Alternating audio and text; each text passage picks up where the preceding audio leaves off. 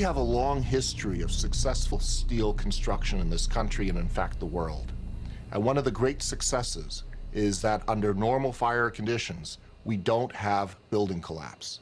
In fact, until 9/11, I was unaware of any protected steel structure that had collapsed anywhere in the world.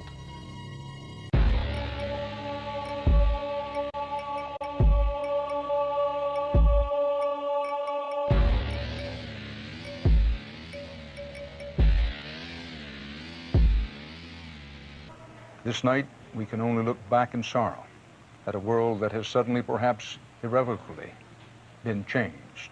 And tomorrow, and the day after, and the day after that, and in days and years to come, we will look at the calendar and remember September 11th, 2001. It is a date that will be etched in history, engraved in stone, and in our memories. The building's exploding right now. You got people running up the street. Okay. I'll tell you what's going on. Okay, just put Winston on pause there for just a moment. Okay, the whole building just exploded some more. The whole top part. The entire building has just collapsed, as if a demolition team set off. When you see the old demolitions of these old buildings, it folded down on itself, and it is not 10 o'clock Eastern Time this morning, just collapsing on itself. This is a place where thousands of people work. We have no idea what caused this. If you wish to bring anybody who's ever watched a building being demolished on purpose knows that if you're going to do this, you have to get at the under infrastructure of a building and bring it down.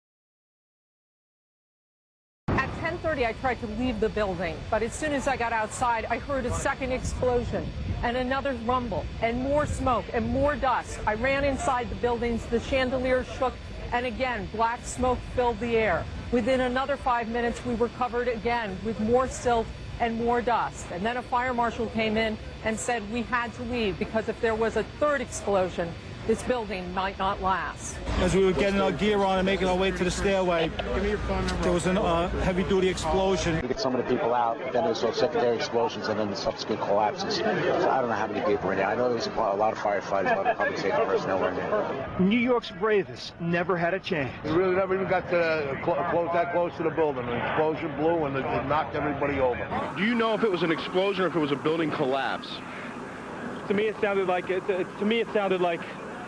an explosion. Most of the victims so far were people outside the blown-up buildings. Like, it sounded like gunfire. You know, bang, bang, bang, bang, bang. And then all of a sudden, 3 big explosions. Top floors collapsed down. I saw it blow and then ran like hell. Thank God. I'm 69, but I can still run. We heard a big explosion coming down. Everything just went black. Everything came down, glass started popping. People got hurt, stuff went on top of them. And it was a big explosion. Everything got dark, real dark, like snow. You can see behind me, oh, this is not snow. This is all from the building. It was a terrible nightmare. Rose Arcee, one of our CNN producers, is on the phone. Rose, what do you got? I'm about a block away, and there were several people that were hanging out the windows right below where the plane crashed, when suddenly you saw the top of the building start to shake, and people began leaping from the windows in the north side of the building. You saw 2 people at first plummet, and then a third one, and then the entire top of the building just blew up, and splinters of debris are falling on the street. We just saw that as well. The second tower, the only one that was standing, tower number 1, we saw some kind of explosion, a lot of smoke come out at the top of the tower, and then it collapsed down onto the streets below. The FBI is here, as you can see. They had roped this area off. They were taking photographs and securing this area just prior to that huge explosion that we all heard and felt. We started running, floor by floor, instead of popping out. It was if they had detonated. Detonated. They were planned to take down a building. Boom, boom, boom, boom, boom, boom, boom. The streets of the financial district covered with debris, in some cases ankle deep. Cars on fire, cars just turned by the force of the explosions. It was like something no one had ever seen. this huge, incredible force of wind and debris actually came up the stairs, knocked my helmet off, knocked me to the ground. Well, me and Mr. Hess, the corporation counsel, were on the 23rd floor. I told him we got to get out of here. We started walking down the stairs. We made it to the 8th floor. Big explosion. Blew us back into the 8th floor. We stuck on the stairs for a while. We finally got down to the lobby. Then we get to the lobby, it was this big explosion. And the lobby looked as though a bomb had exploded there. All the glass was taken out. There were 10-foot by 10-foot marble panels that were once walls. They were loose from the wall of the Trade Center. I go downstairs. The foreman tells me to go to remove the containers. As I'm walking by the main freight car of the building in the corridor, that's when I got blown. I mean, the impact of the explosion, of whatever happened, it threw me to the floor, and that's when everything started happening. You have 2 110-story office buildings. You don't find a desk. You don't find a chair. You don't find a telephone, a computer. The biggest piece of a telephone I found was half of the keypad, and it was about this big. The building collapsed to dust. I hope I live. I hope I live. It's coming down on me. Here it comes. I'm getting behind the car. It's incredible. Okay, I'm gonna have to go find people who need help. I don't think I'm one of them. You okay, sir? Okay. There's all these noises. I don't know what it is. They say someone needs help. Yeah, Mike! Mike! Mike, come over here! Yeah! Anybody need a doctor? Where are you? Don't have oxygen.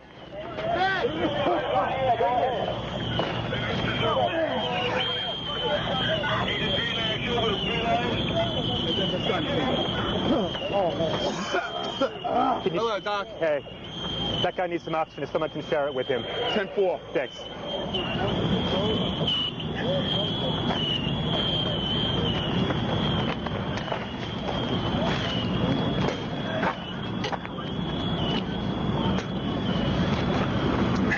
Oh my goodness me. That's all that's standing of the Twin Towers right now in the background. That's all that's standing. That's it. That's all that's left. So you're literally right inside.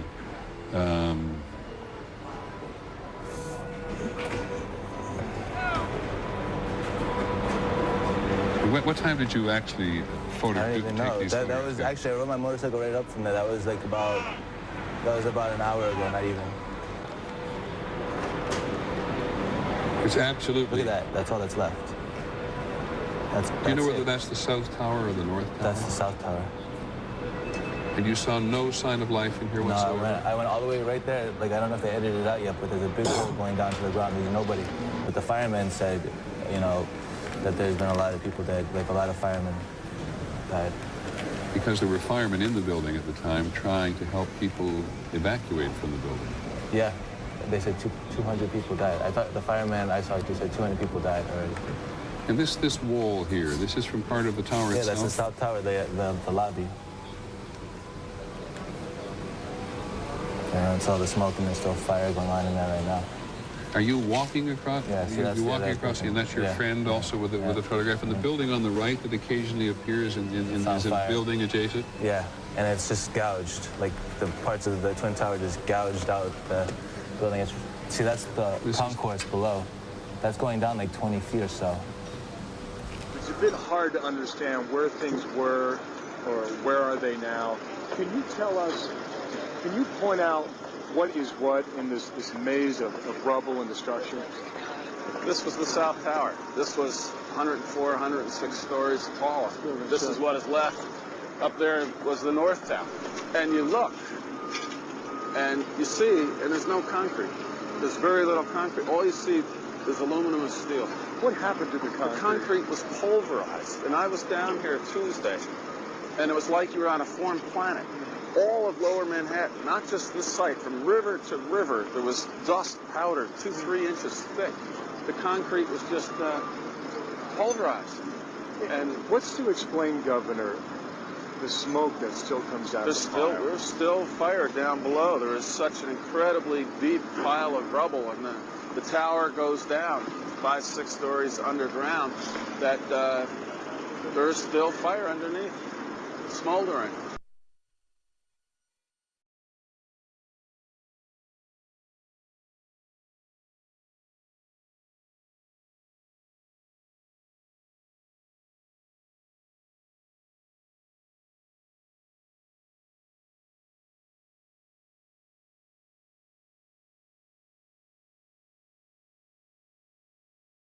This is as close as we can get to the base of the World Trade Center. You can see the firemen assembled here, the police officers, FBI agents, and you can see the two towers. A huge explosion now raining debris on all of us. We better get out of the way!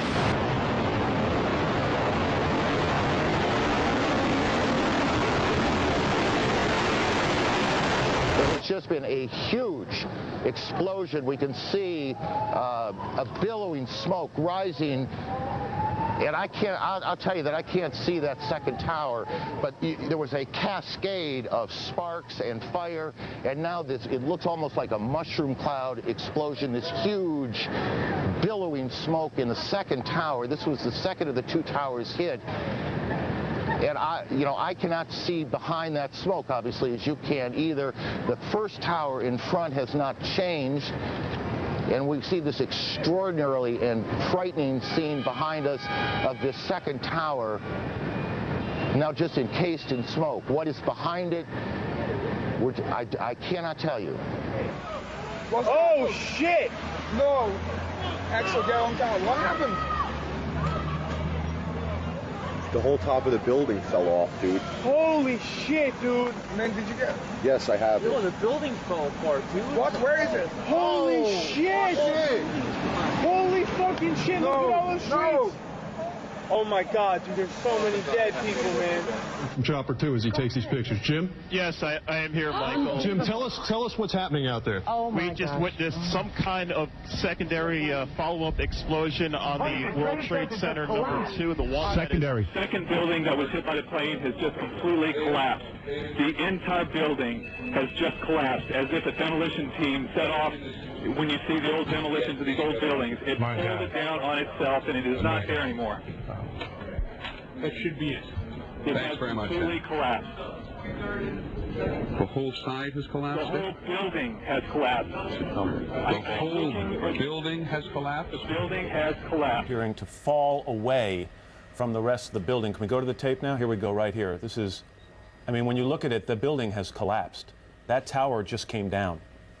It looks like one of those scenes of an old building being, purposely dynamited and blown up. I spoke to the chief of safety for the New York City Fire Department. He received word of the possibility of a secondary device, that is another bomb going off. He thinks that there were actually devices that were planted in the building.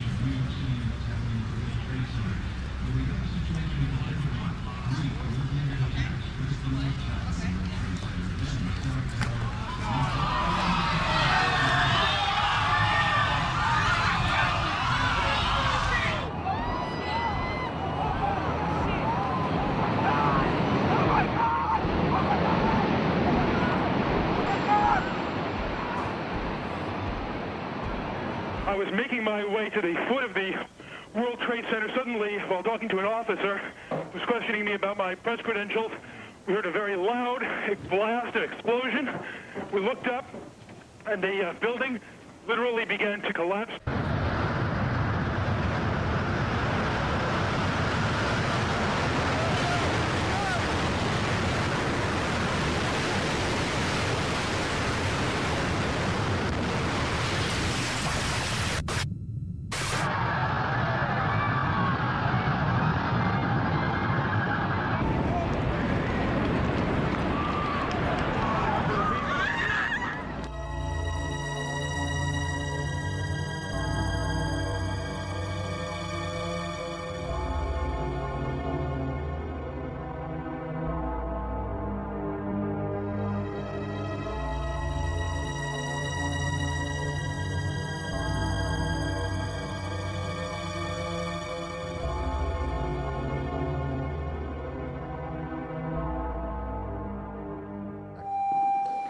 Jesus, I can't even believe what's happening.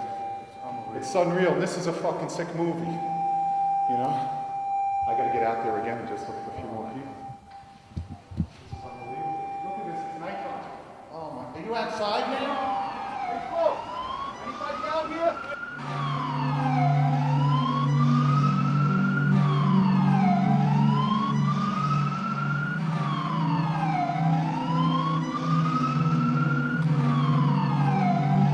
Conditions are unreal. 5-10-4. Numerous members down. Numerous requests for oxygen.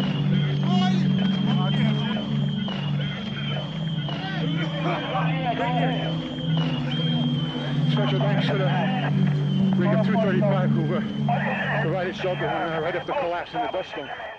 Marine 6 to Manhattan, urgent. Marine 6.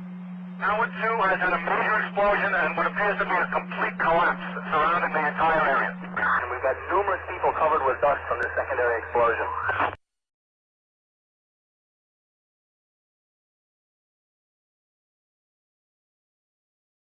Again, and I know that for many of you, you've heard this a lot, but I think it's important as people join us as they do in moments like this. They are coming in all the time, that there have been attacks in 2 American cities, New York and in Washington. The trade centers here in New York have been hit by airplanes. In Washington, there is a large fire at the Pentagon. The Pentagon has been evacuated. And there's, you can see, perhaps the second tower, the front tower, the top portion of which is collapsing. Good Lord.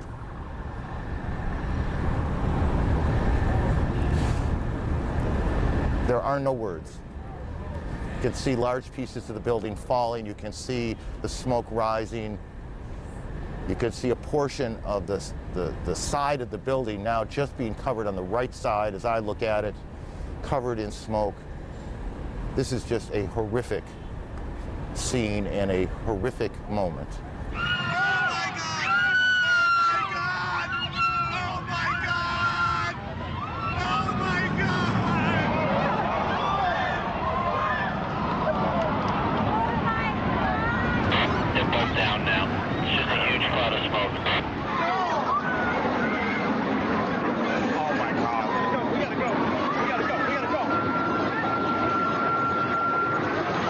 You said it sounded like the 4th of July. You heard a big explosion before the building fell? I saw it as it was happening, and it sounded as if you had 100 of those little black cat firecrackers and you lit them all off at once. That's what it sounded like. It sounded like the finale of the 4th of July over the East River.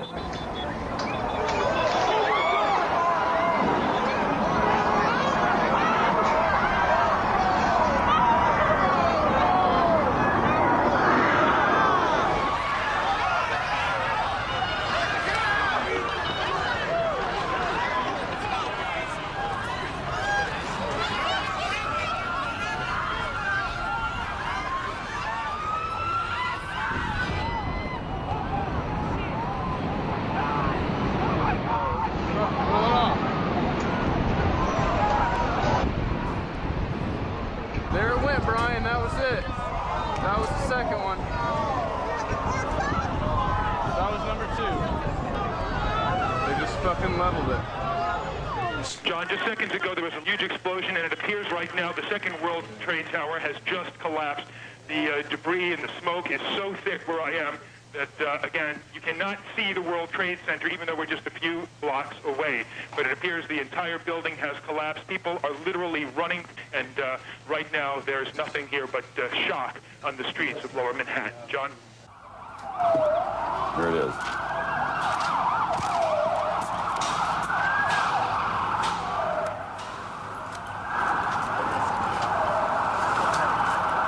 That's a videotape replay.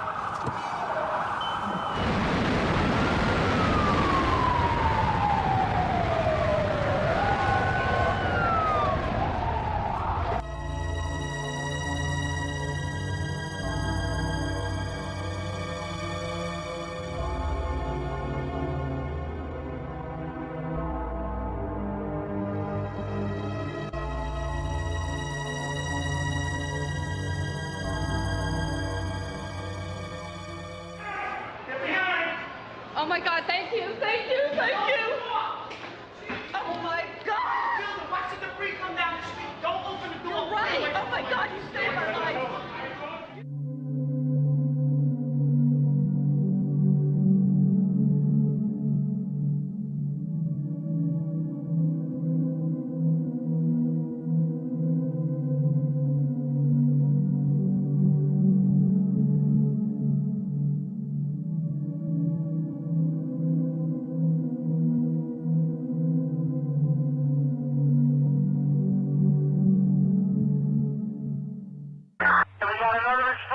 Tower, 1013, 1013, we got a second tower down. Another tower collapsed. Was involved in a secondary explosion at Tower 1K. I've got 5 patients. They need to be treated. They won't let me go any closer. No one can go in to get the people out. There's small explosions still going on. Here is the second tower that's coming down, and this was a similar situation. This defies belief.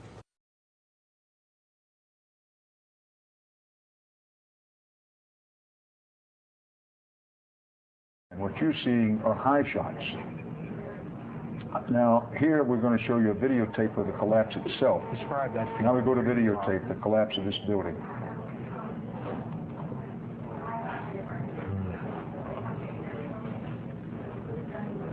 It's amazing. Amazing, incredible, pick your word. For the third time today, it's reminiscent of those pictures we've all seen too much on television before, when a building was deliberately destroyed by well-placed dynamite to knock it down.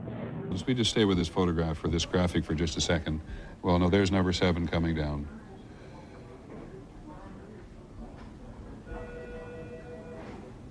When you think that part of the component of news coverage around the country every year is the excitement and the fun that people get watching an old building being demolished, and they wire it very carefully for days, and it's a very careful operation in order to make sure that a building comes down safely. I think the last one we saw was when they brought down one of the old casinos in Las Vegas. I mean, this is just stunning to see these things come down.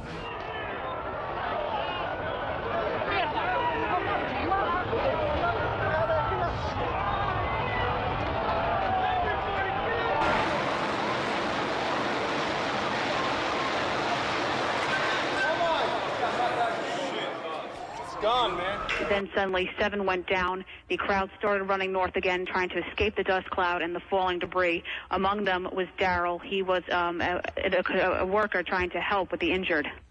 You're just standing there all of a sudden out of nowhere. You hear this collapse, sounds like thunder. The building had shock waves going through. You could see a shock wave go up, the windows blast out. You know, it was like I thought I was watching a movie. It was so, I mean, I can't believe this is happening. You know, it's really ridiculous. But you know, came down floor by floor. Structure stayed intact until it all hit the ground. Back live, we have had little relief here. Take a look at this. About an hour ago, World Trade Center building number 7 collapsed. A 42-story building. No word of any casualties in the building. It was the one calamity that was not a surprise. I remember getting a call from the fire department commander telling me that they were not sure they were going to be able to contain the fire. And I said, you know, we've had such terrible loss of life. Maybe the smartest thing to do is pull it. And they made that decision to pull, and then we watched the building collapse.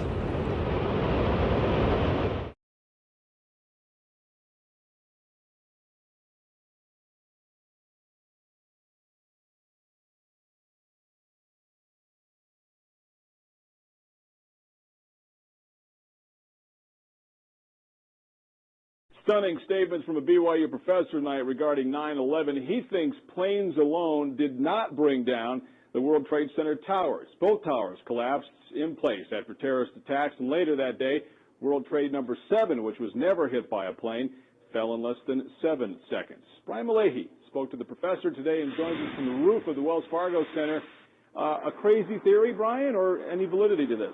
Well, Professor Stephen Jones got an email today asking, are you some kind of nutcase? And actually, he's written an academic paper for peer review. It's been well received, he says, among his colleagues at BYU, and it's essentially this. The buildings fell on September 11th, not from planes, but from explosives that were intentionally set. Images seared in our minds.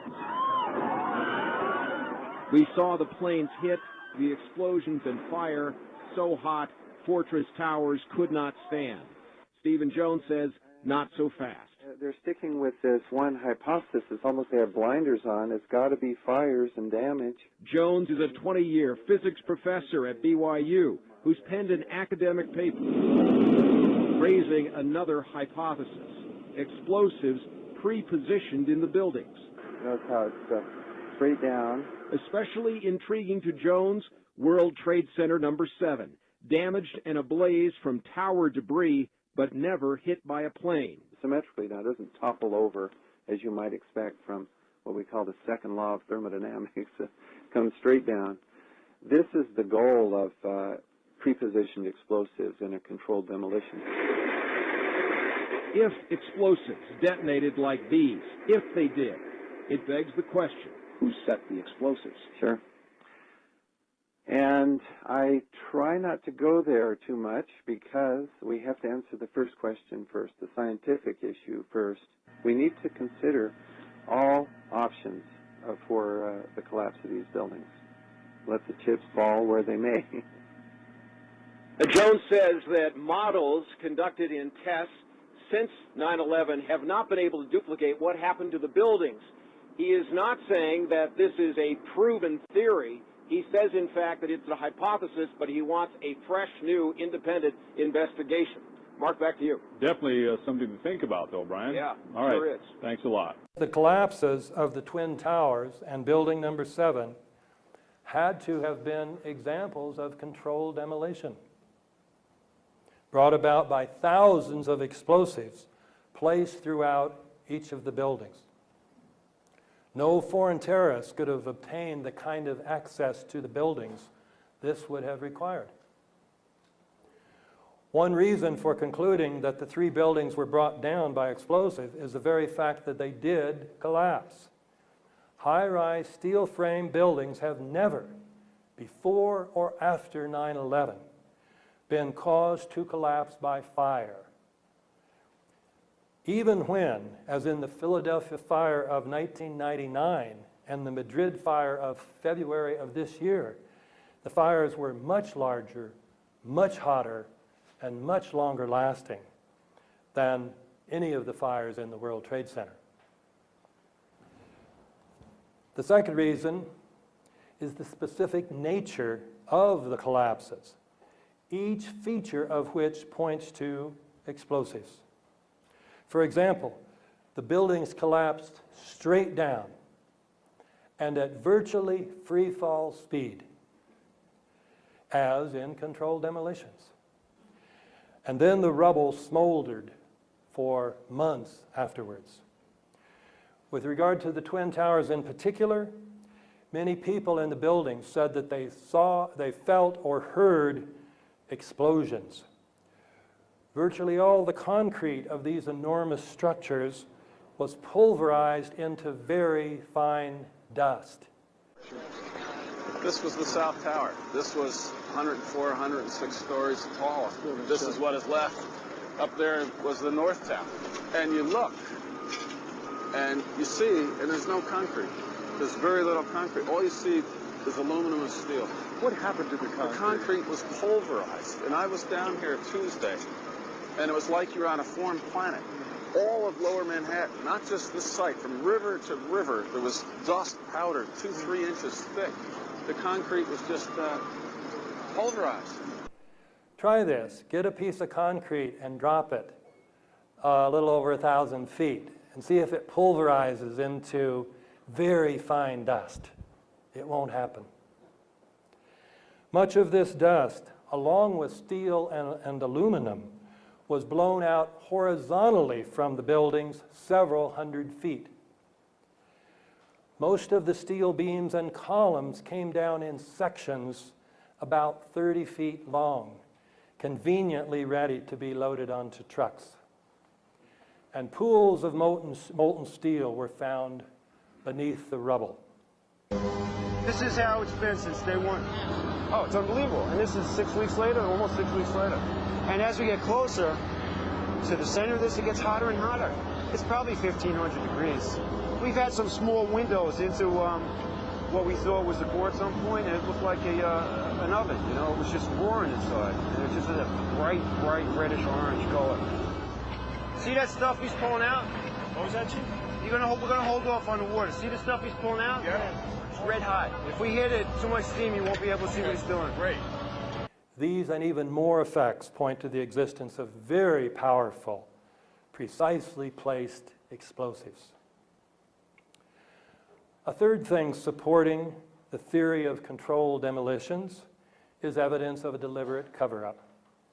If the building's steel columns and beams had indeed been broken by explosives, an examination of the steel would have revealed this fact. However, although it is normally a federal offense to remove anything from a crime scene, the steel was quickly loaded onto trucks and put on ships headed for Asia to be melted down. I will mention one more example of the cover-up. Insofar as there is an official story as to why the towers collapsed, it is the pancake theory, according to which the floors above the destruction caused by the airplanes collapsed on the floor below, and then those floors collapsed on the floor below that, and then it pancaked all the way down. Now, even if this theory were remotely plausible, can you imagine it pancaking at free fall speed?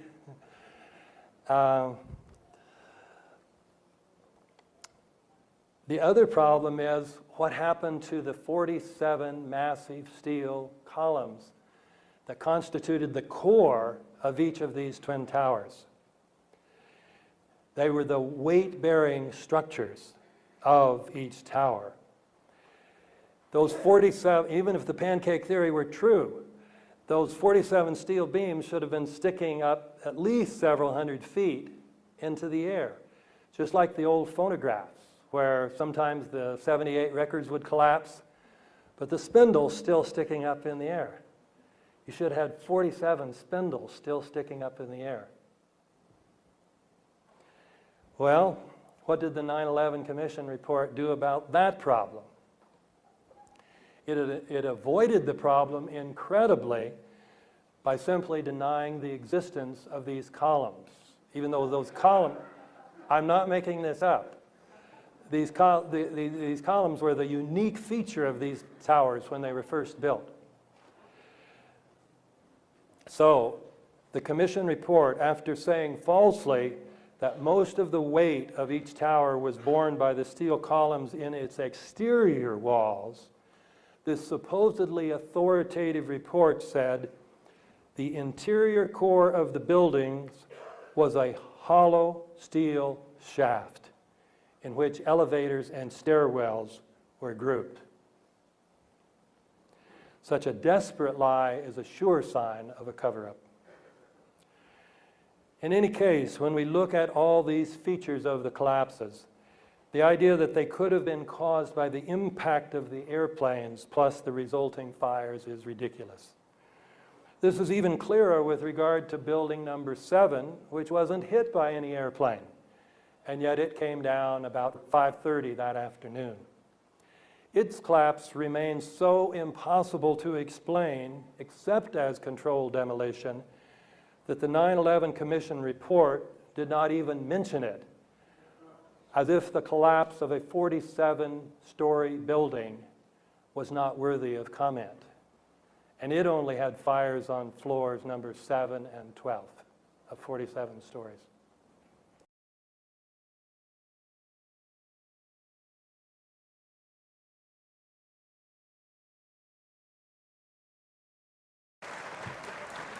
Big round of applause for Mr. Jeff King.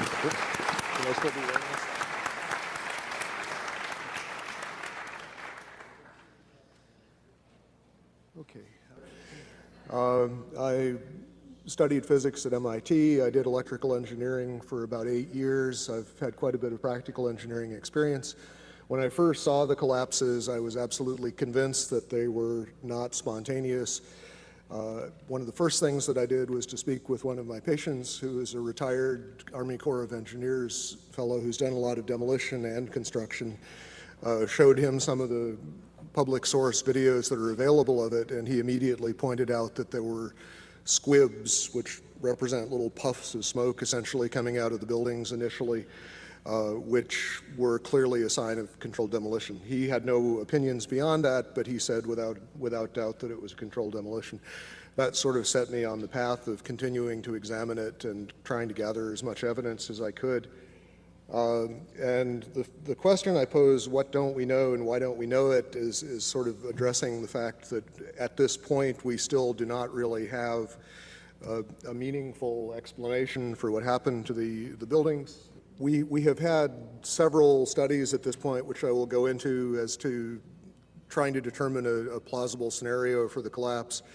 As of this point, none of them have presented us with anything that I think could be reasonably called a convincing and detailed account of why the collapse has occurred. And the question that's been addressed previously, the enormous destruction of physical evidence, as Chris was saying, the site was scrubbed very thoroughly. Out of the entire mass of the buildings that were destroyed, the National Institutes of Standards and Technology, who are now doing the ongoing investigation, managed to save about 240 pieces out of the entire building. All of the rest of it was basically recycled. The obvious question is what does it mean that there was a controlled demolition? At the simplest level, it means that someone had a lot of access to the buildings over a long enough period of time to set this up. It implies, as many other things have tonight, that the people who had effective control of the site had an interest in having it scrubbed and making sure that no information was available, that a forensic reconstruction couldn't be done. Even in much smaller catastrophes, we typically will reconstruct things as completely as possible. For example, TWA Flight 800 pieces were dredged off the bottom of the sea. A complete reconstruction was done to allow a detailed analysis. In this case, the exact opposite was done. The first report that was really issued on this was issued by FEMA in collaboration with the American Society of Civil Engineers. There was basically a volunteer team from ASCE that had very limited access to the site. A lot of the pieces that they were able to retrieve were retrieved by going to landfills and trying to find interesting pieces before they were disposed of.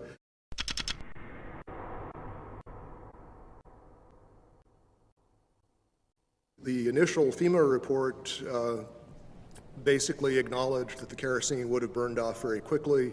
What wasn't destroyed in the initial fireball would have been consumed fairly rapidly and would have only really served as an ignition for the rest of the material. And the second point being that the fuel here really was strictly office contents. If you think of a modern office with copying machines, computers, and as has been previously mentioned, the smoke, particularly from Building 2, just before it collapsed, was very black looking. This is generally an indication of an inefficient fire in which there's not enough oxygen for the amount of fuel. These types of fires typically burn very cool. They are not hot flames like blowtorches. The cores themselves, basically, if you've seen diagrams of the building, there's a large central rectangle in each of the towers that contained 47 columns. And these columns basically were the primary structural support of the building. They were given the role of supporting the whole gravitational load of the building. Since they were so strong, it would have been reasonable to think that they would have withstood, at least to some extent, the collapse. But in fact, as we see after the buildings collapsed, there was basically only little stubs of these things standing up a floor or two above the ground level. The cores did not have much in them that would burn. The cores basically were dedicated to things like elevator shafts, utility shafts, stairways. So you have drywall material, you have a little bit of carpeting, you don't really have any inflammable material in the core itself. The core was specifically designed so it could not function as a chimney. They did not want in the case of a fire, for the fire to be able to travel through the elevators or for air to come in through the elevators. So they were designed with what this architect Aaron Swirsky, I believe it was, referred to as a hermetically sealed system. There were fire shutters that were designed to close off the core in the event of an event like this. And those, as far as we know, functioned properly, which means that there was a very limited amount of oxygen available.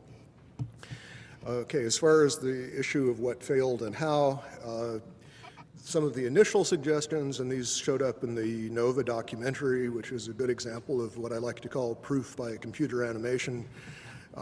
Thomas Egar, who was a material scientist but not a structural engineer, who became a spokesman for these documentaries, indicated that the floors had somehow failed, that the trusses supporting the floors had failed. This was the theory that was put forward actually in the initial FEMA report. Subsequently, there have been basically complete contradictions of that. Jim Hoffman has done quite a bit of research which is available on the web concerning the problems with this idea that the floors would have simply fallen.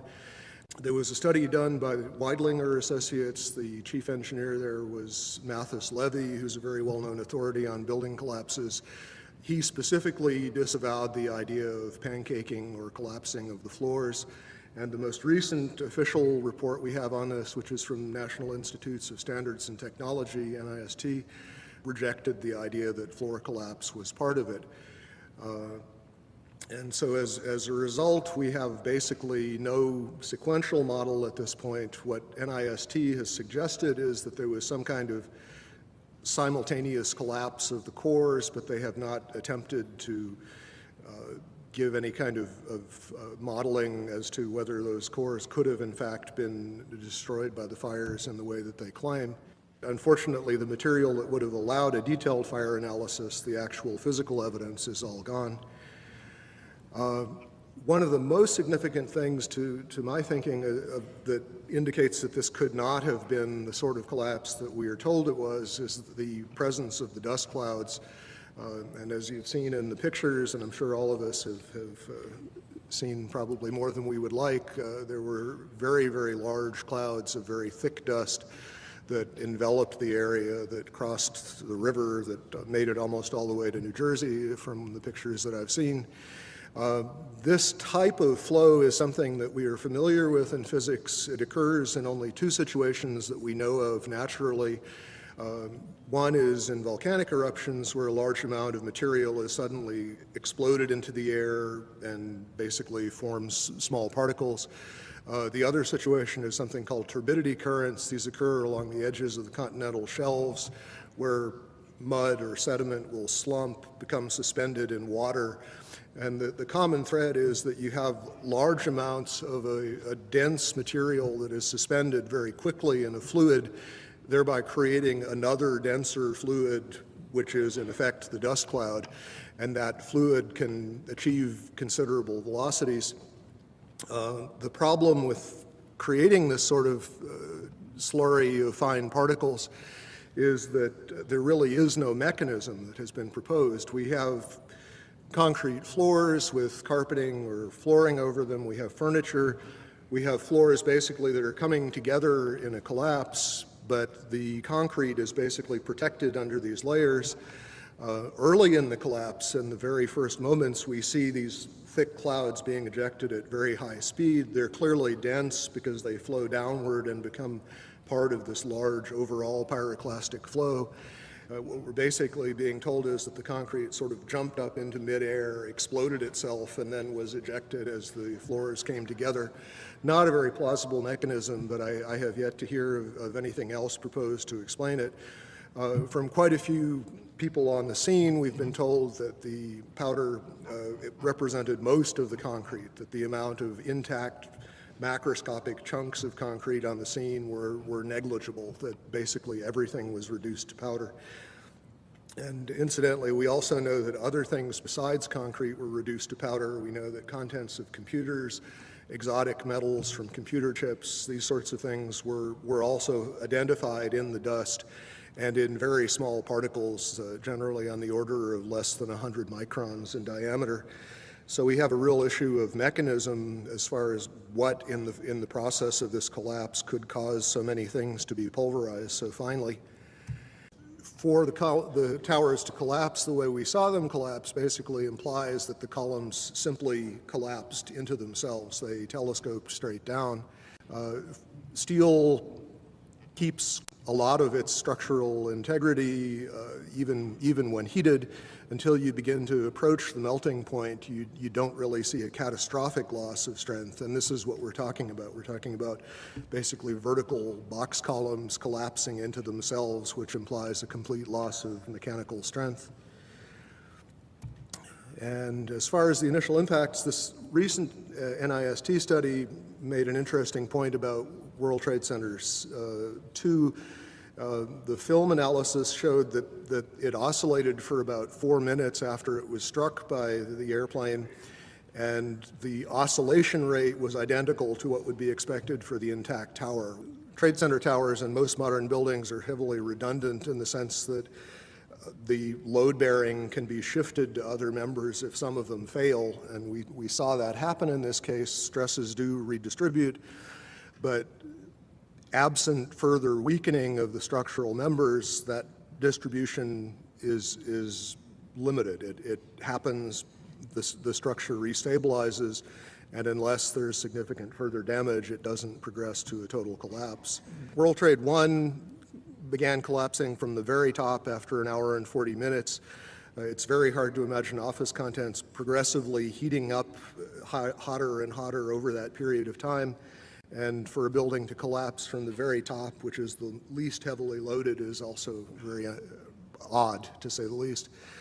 Just a couple of other anomalies. As we know, there were reports of explosions. There were reports of underground explosions in both of the towers at the time of the impact from a building engineer by the name of Philip Morelli. There are interviews with him on the web. From the Naudet brothers film, 9/11, we see that the lobby of the North Tower was extensively damaged with what looks like high explosive blast damage, and this was immediately after the plane collision. But we know that on the weekend before, there were power downs, and there appear to have been evacuation drills going on throughout the previous week, which suggests that at least some people knew that something was happening. The power downs may represent a time window in which demolition charges would have been planted, although I think it's possible that they also were planted over a much longer period of time, given the relative accessibility of the buildings. Okay, that's all I have to say. Thank you.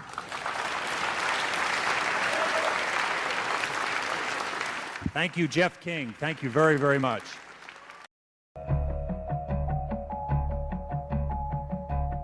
Good morning, I'm Neil Heinen. It is unprecedented that I would get email about a For the Record program before the program even aired. But that was the case in the 24 hours before we taped this show Friday afternoon, as I received several emails of both support and outrage from people who had simply heard Kevin Barrett was to be my guest.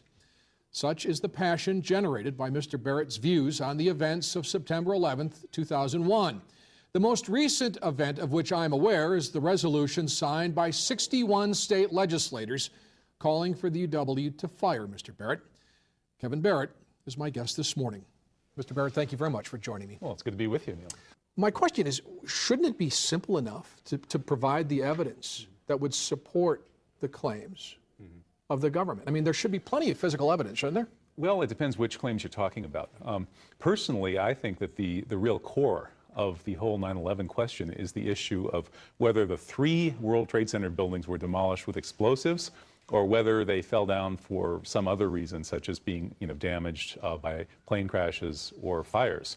And I think that at this point, the evidence is in. Anybody who's kept up with the critique of the official story in this area knows that at this point, the evidence just, is very convincing that all 3 buildings were taken down with explosives and controlled demolitions. For the government to try to disprove that at this point, or to try to support its case, I think would be very difficult because, they hid all the evidence. They prevented any kind of forensic investigation. All the steel was shipped off as fast as possible to China and melted down for scrap, so it was impossible to test the steel for signs of explosives. Fortunately, some remains, and Professor Stephen Jones has gotten his hands on multiple sources worth of steel, and he's run tests and he's found traces of thermate, an enhanced version of thermite, which is an explosive device that can take out steel, cut right through it like a knife through butter.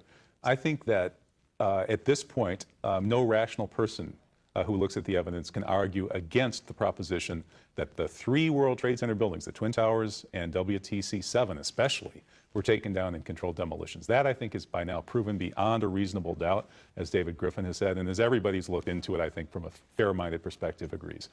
Are you worried that you're shortchanging your own career, that that you will have difficulty pursuing your chosen field by virtue of the controversy? You know, I think what I'm doing is angling on the long term. In the short term, I may have some problems. It might be a little harder to get rehired next semester.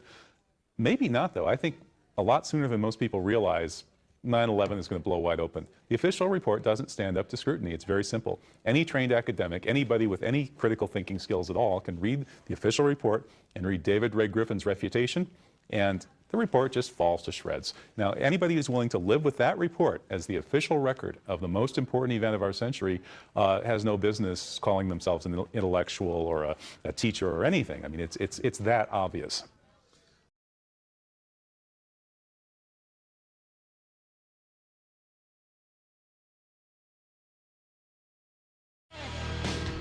Hello, I'm AJ Hammer, live in New York City. And I'm Brooke Anderson, live in Hollywood. AJ, it's been incredible, pretty hard to believe, actually, the response we got today to the incredible story Showbiz Tonight broke last night. Actor Charlie Sheen's startling claims that the government may be covering up what really happened on September 11th. So many emails coming in. We've been really overwhelmed today. Between the emails, the blogs, the websites, everybody is writing and talking about it. Charlie Sheen made the comments during a hard-to-believe interview on a radio show. And don't move, because in just a moment, the host of the radio show, the guy who actually spoke with Sheen, is going to join me live here on Showbiz Tonight. But first, let's get you up to speed on the latest developments.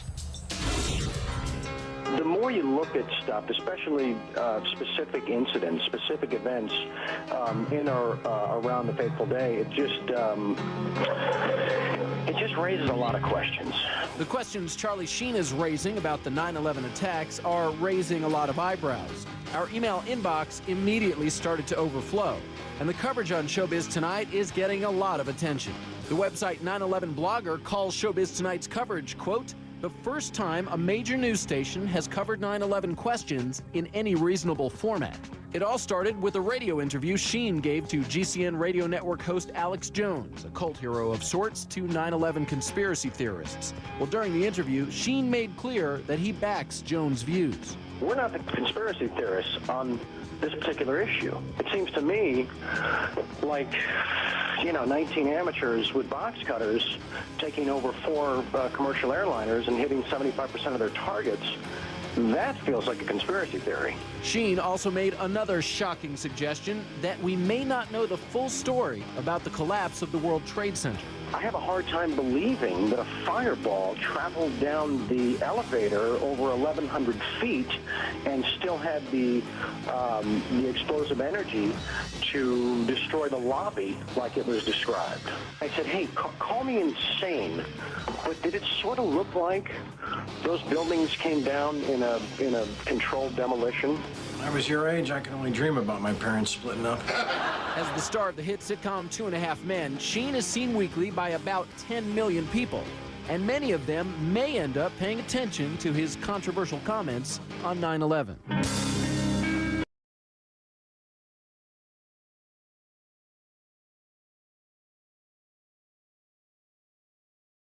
My next guest is a man who needs no introduction. He is the host of Sunday news program Meet the Press. Tim Russert, thanks for joining us on Deadline Live. A real pleasure to be here. Tim, do you know that Morgan Reynolds, former chief economist of the Department of Labor under George W. Bush, has come out and said he thinks 9/11 was an inside job? So has Ray McGovern, CIA analyst who briefed both Bush and Reagan, Paul Craig Roberts, Deputy Secretary of the Treasury, father of Reaganomics, and among others, Lieutenant Colonel Bob Bowman, who was a former director of advanced space programs development under Ford and Carter. And these are some pretty heavyweight people. These aren't conspiracy theorists, Tim. These are some heavyweight people that worked under these major administrations. Mm-hmm. Well, I'll leave their judgments and opinions to them, and I obviously have done my reporting and offer the truth as I see it. A lot of people would like to learn more about this. Obviously, I don't think we got everything out of those investigations, the 9/11 investigations, that we would need in order to determine a multitude of wars. Mm-hmm. That's pretty important stuff, don't you think, Tim? Well, is it possible we can have you get one of these guys on your CNBC program? Tim, are you with me? Tim Russert? Tim, are you with me?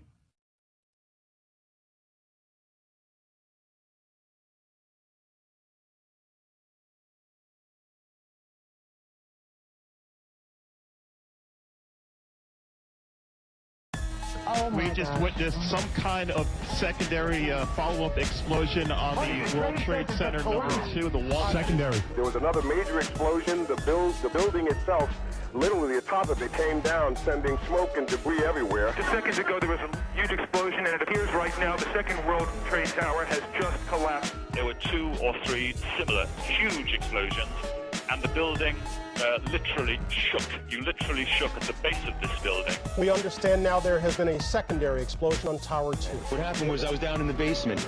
All of a sudden we heard a loud bang, and the elevator doors blew open. Some guy was burnt up, so I dragged him out. His skin was all hanging off. There was a heavy-duty explosion. Just went boom, it was like a bomb went off. Then there was secondary explosions, and then the subsequent collapses. We've heard reports of secondary explosions after the aircraft impacted. I was about 5 blocks away when I heard explosions, 3 thuds, and turned around to see the building we just got out of. Antenna tip over and fall in on itself. Federal agencies that were down there do believe that there was some sort of explosive device somewhere else besides the planes hitting. I got an eyewitness who said there was an explosion on floor 7-8. 7-8.